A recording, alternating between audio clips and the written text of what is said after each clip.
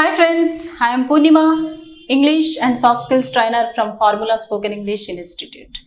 ఈ రోజు ఇంగ్లీష్ మాట్లాడడం గురించి అలాగే ఇంగ్లీష్ మాట్లాడాలంటే మనకున్న భయాల గురించి వాటిని ఎలా ఓవర్కమ్ చేసి మనం ఇంగ్లీష్ పర్ఫెక్ట్గా ఫ్లూయెంట్గా మాట్లాడొచ్చో కొన్ని టిప్స్ చెప్పాలనుకుంటున్నాను మీకు. మీరు రెడీగా ఉన్నారా నేర్చుకోవడానికి? అయితే చూద్దాం. అసలు మనం ఇంగ్లీష్ ఎందుకు మాట్లాడలేకపోతున్నామండి? ఒకసారి మిమ్మల్ని మీరు క్వశ్చన్ చేసుకోండి, మీకే ఆన్సర్ దొరుకుతుంది. బట్ చాలామంది ఇవాళ చూస్తుంటే గ్రాడ్యుయేట్స్ కానివ్వండి, లేకపోతే ఎంప్లాయీస్ కానివ్వండి, లేకపోతే హౌస్ వైఫ్స్ కానివ్వండి, ఎవరైనా సరే ఇంగ్లీష్ అంటే అదొక పెద్ద భూతం, మాకు రాదు, మేము మాట్లాడలేము అనే భయాన్ని పెట్టుకొని ఉంటున్నారు. ముందు ఆ భయాన్ని వదిలేస్తే సగం ఇంగ్లీష్ వచ్చినట్లే. ఇంకొక క్వశ్చన్ వేస్తాను మీకు. అసలు రోజులో మనం ఇంగ్లీష్ ఎక్కువ మాట్లాడుతున్నామా, తెలుగు ఎక్కువ మాట్లాడుతున్నామా? ఒకసారి మిమ్మల్ని మీరు చెక్ చేసుకోండి. మార్నింగ్ లేచిన దగ్గర నుంచి నైట్ పడుకునే వరకు మనం ఎక్కువ శాతం ఇంగ్లీషే మాట్లాడతాం. మార్నింగ్ లేచాను, 6కి లేచాను, టీ తాగాను, కాఫీ తాగాను, ఇలా ప్రతి వర్డ్ కూడా మనం వాడుతుంది ఇంగ్లీషే కదా. మరి ఇంకా ఇంగ్లీష్ రాదని ఎందుకు అనుకుంటాం? ఆల్మోస్ట్ మన దగ్గర 50 to 60% ఇంగ్లీష్ ఉంది. మనం రోజువారీ జీవితంలో దాదాపు 50 నుంచి 60% వరకు ఇంగ్లీష్ వాడుతూనే ఉన్నాం. ఇక మిగతాది మనకి ఒక సిస్టమాటిక్ వేలో నేర్చుకోగలిగితే 100% ఇంగ్లీష్ పర్ఫెక్ట్గా మాట్లాడొచ్చు. అయితే ఎలాంటి టిప్స్ ఫాలో చేస్తే మనకి ఇంగ్లీష్ కరెక్ట్గా ఫ్లూయెంట్గా వస్తుంది, ఆ భయాన్ని కూడా మనం వదిలేసి పర్ఫెక్ట్గా మాట్లాడగలమో చూద్దాం. ఏంటి ఆ టిప్స్ అంటే, ఫస్ట్ ఇంగ్లీష్ స్పీకింగ్లోకి వచ్చినప్పుడు గ్రామర్ చాలా అవసరం అండి. తెలుగుకైనా ఇంగ్లీష్కైనా మరి ఏ లాంగ్వేజ్కైనా గ్రామర్ అనేది మనకు పర్ఫెక్ట్గా రావాలి. గ్రామర్ అంటే ఏం లేదు, రూల్స్ అండ్ రెగ్యులేషన్స్ ఫాలో చేయటం. ఆమె వచ్చాడు అనం కదా తెలుగులో, ఆమె వచ్చింది అంటాం, అదే గ్రామర్. అతను వచ్చింది అనం కదా, అతను వచ్చాడు అంటాం, అదే గ్రామర్. ఇక్కడ కూడా గ్రామర్లోకి వచ్చినప్పుడు పర్ఫెక్ట్గా ఎక్కడ ఎలా యూజ్ చేయాలి అనేది మనకు తెలియాలి. గ్రామర్ తెలియటం అంటే మనకి 10th క్లాస్ వరకే గ్రామర్ తెలిసిపోయింది, 10th క్లాస్లోనే మనం నేర్చేసుకున్నాం. కానీ దాన్ని యూజ్ చేస్తూ మాట్లాడటం అనేది ఇంతవరకు ప్రాక్టీస్ చేయాలి. మీకు విల్ అంటే తెలీదా? తెలుసు. షల్ అంటే తెలీదా? తెలుసు. వజ్ అంటే తెలుసు కదా, ఈజ్ అంటే తెలుసు కదా, ఇవన్నీ తెలుసు. కానీ ఎక్కడ ఎగ్జాక్ట్గా మాట్లాడాలి అనేది మనకు తెలియదు. వాటిని ఎక్కడ యూజ్ చేయాలి, according to tense, according to person మనం వర్బ్ని చేంజ్ చేయగలిగితే ఇంగ్లీష్ పర్ఫెక్ట్గా మిస్టేక్స్ లేకుండా మాట్లాడచ్చు. అదే గ్రామర్ యూసేజ్ అండి. గ్రామర్ని పర్ఫెక్ట్గా according to situation, according to person, tense మనం యూజ్ చేయటం నేర్చుకోవాలి. ఆ తర్వాత మనకి మోస్ట్ ఇంపార్టెంట్ వెకాబులరీ. వెకాబులరీ అంటే ఏం లేదండి, వర్డ్సే. ఎన్ని వర్డ్స్ కావాలి ఇంగ్లీష్లో మాట్లాడాలి అంటే కనీసం 3000 వర్డ్స్ కావాలి. ఆల్రెడీ మన దగ్గర 2000 వర్డ్స్ ఉన్నాయి. రోజువారీ మనం యూజ్ చేసేవన్నీ కూడా ఇంగ్లీష్లోనే వాడుతున్నాం, తెలుగులో వాడడం అనేది చాలా తక్కువ. సో ఆ వర్డ్స్ అన్నీ కనీసం ఒక 2000 ఉండవా? ఖచ్చితంగా ఉంటాయి. ఇంకొక 1000 వర్డ్స్ మీరు కొత్తగా నేర్చుకోవాల్సి ఉంటుంది. అవి కూడా మనం రోజువారీ చేసేవన్నీ, మనం వాడే వస్తువులు కావచ్చు, ఇలాంటివన్నీ. వాటిని ఇంగ్లీష్లో ఏమంటారు? ఒకసారి మనం గూగుల్ ఉంది కదా, అందరం ఫోన్స్ యూజ్ చేస్తూనే ఉంటాం. ఆ గూగుల్లో సెర్చ్ చేస్తే ప్రతి వర్డ్ మీనింగ్ వస్తుంది. అలాంటి మీనింగ్స్ ఒక 1000 మీరు నేర్చుకోవడానికి ట్రై చేయండి. ఇక్కడ గ్రామర్ నేర్చుకుంటూ అలాగే కొన్ని కొత్త కొత్త వర్డ్స్ యాడ్ చేస్తూ వాటిని బేస్ చేసుకొని సెంటెన్స్ని అలాగే క్వశ్చన్ని మనం ఫామ్ చేయగలిగితే ఒక స్టెప్ ఎక్కినట్టే. ఫస్ట్ మళ్ళీ ఒకసారి చెప్పమంటారా? గ్రామర్ని కరెక్ట్గా యూజ్ చేస్తూ, వెకాబులరీ కొత్త కొత్త వర్డ్స్ని యూజ్ చేస్తూ, వాటిని రెండింటిని బేస్ చేసుకుని సెంటెన్స్ని ఫామ్ చేయటం, క్వశ్చన్ని ఫామ్ చేయటం. ఇక్కడ ఇంకొక విషయం ఏంటంటే, మనకి సెంటెన్స్కి క్వశ్చన్కి డిఫరెన్స్ తెలియాలి. చాలామంది సెంటెన్స్నే క్వశ్చన్గా అడిగేస్తూ ఉంటారు. అది కాదండి. ఖచ్చితంగా సెంటెన్స్ అంటే ఏంటి, క్వశ్చన్ అంటే ఏంటి. ఐ హ్యావ్ పెన్ అంటాం. అలాగే నీ దగ్గర పెన్ ఉందా అన్నప్పుడు డూ యూ హ్యావ్ పెన్ అంటాం. అంటే ముందు డూ తీసుకో, డూ వస్తుంది అనమాట. అంటే ఈ డిఫరెన్స్ తెలియకుండా యూ హ్యావ్ పెన్ అంటారు కొంతమంది. అది క్వశ్చనా? కాదు. మనం అడిగే విధానం క్వశ్చన్లా ఉంది కానీ అది క్వశ్చన్ కాదు. ఖచ్చితంగా దాని ముందు డూ పెడితేనే అది క్వశ్చన్ అవుతుంది. కాబట్టి క్వశ్చన్ అంటే ఏంటి, సెంటెన్స్ ఏంటి, డిఫరెన్స్ తెలియాలి. వాటిని యూజ్ చేయడం కూడా మనకు అర్థం కావాలి. ఈ స్టెప్స్ ఫాలో చేస్తూ సిస్టమాటిక్గా మనం ప్రాక్టీస్ చేయగలిగితే, సిస్టమాటిక్ ప్రాక్టీస్ అంటే ఏంటో తెలుసా? మళ్ళీ క్వశ్చన్ని క్వశ్చన్లా ఆడటం, ఆన్సర్ని ఆన్సర్లా చెప్పడం, ఇది సిస్టమాటిక్ ప్రాక్టీస్ అంటారు. అదేవిధంగా ఆ క్వశ్చన్ని ప్రొలాంగ్ చేసుకుంటూ వెళ్ళడం. ఒక క్వశ్చన్ వేసి ఒక ఆన్సర్ దగ్గర ఆగిపోతే మనం ఎక్కువసేపు మాట్లాడలేము.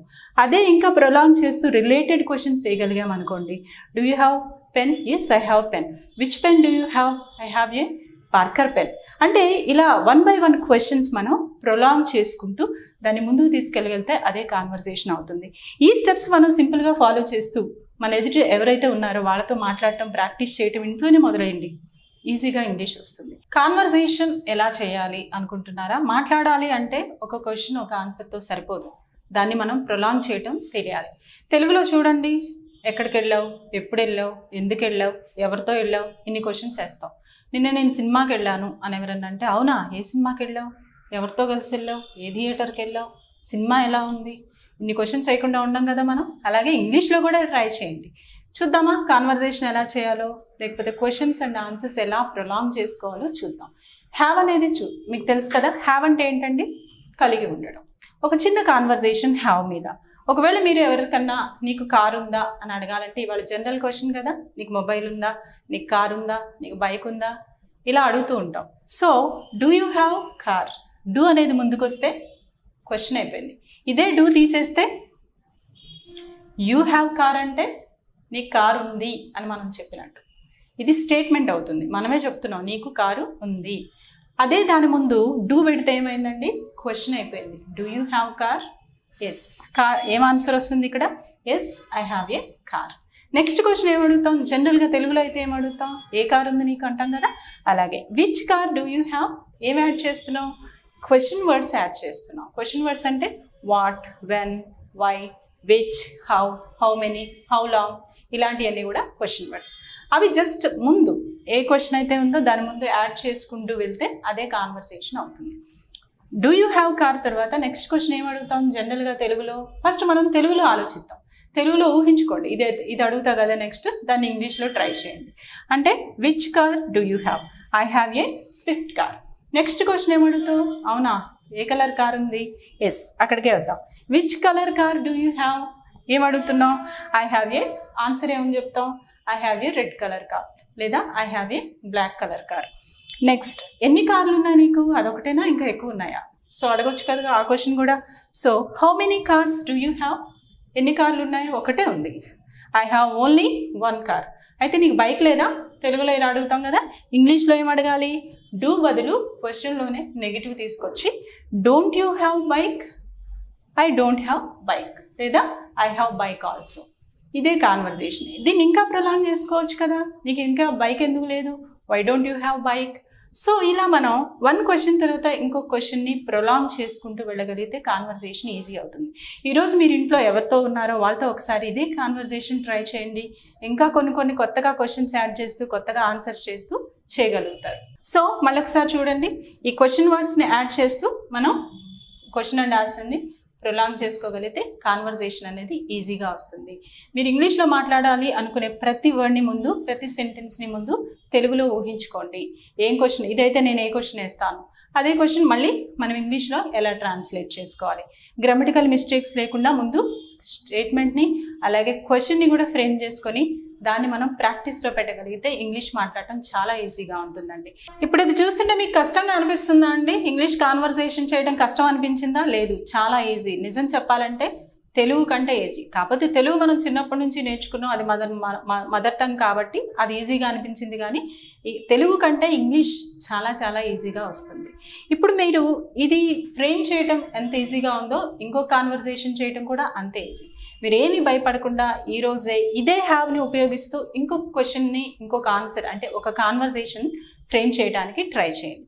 అలాగే మీ ఇంట్లో ఎవరున్నా సరే సిగ్గుపడకుండా భయపడకుండా వాళ్ళని కూడా కూర్చోబెట్టి వాళ్ళతో కాన్వర్జేషన్ చేయడానికి ప్రయత్నించండి. ఖచ్చితంగా మీకు ఇంగ్లీష్ చాలా ఫ్లూయెంట్గా వస్తుంది. ఇంకా ఇంగ్లీష్ గురించి టిప్స్ ఎలా మాట్లాడాలో వాటి గురించిన వివరాలు తెలుసుకోవాలనుకుంటే నెక్స్ట్ వీడియో ఖచ్చితంగా చూడండి.